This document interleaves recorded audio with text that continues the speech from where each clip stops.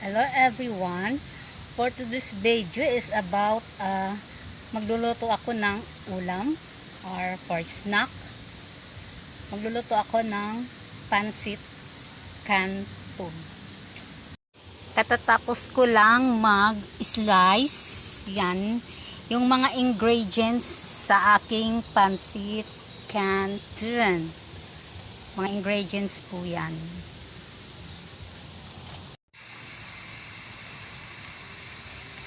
Mainit na yung ano, yan. Yan natin.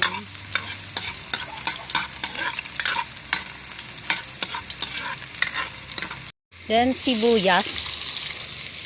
Add ako ng sibuyas.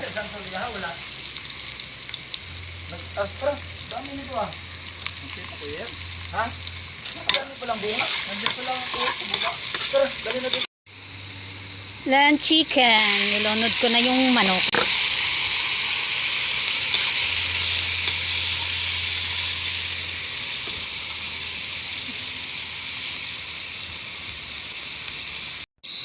And then tuyo. Nilagyan ko siya ng tuyo.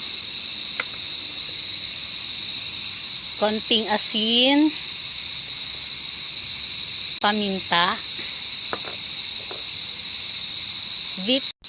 Buo na paminta at saka tubig. Yan.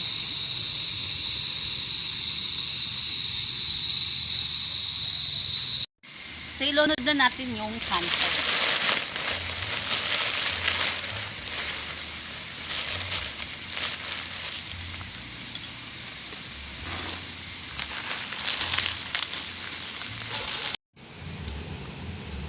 So, Ito ito na po siya yung ng canton. Ito yung sayote. sayote Nilunod to. ko na. At saka repolyo. Tsaka carrots. Yan.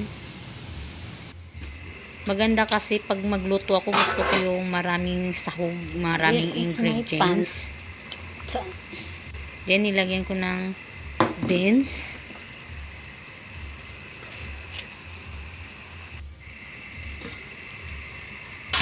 Tapos nilagyan ko yan ng ng repolyo,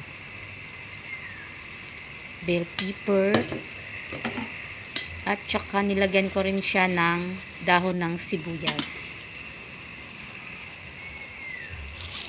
Ito na po yung gawa ko.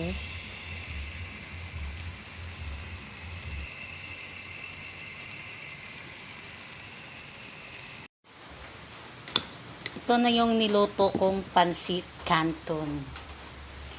Mahilig kasi ako sa canton na maraming mga ingredients.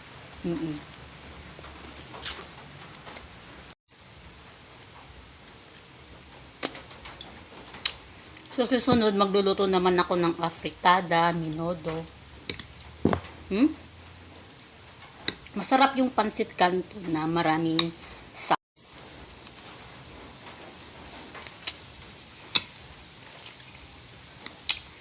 Ang gusto ko sa isang pansit canton yung maraming ingredients, yung maraming mga sahog-sahog.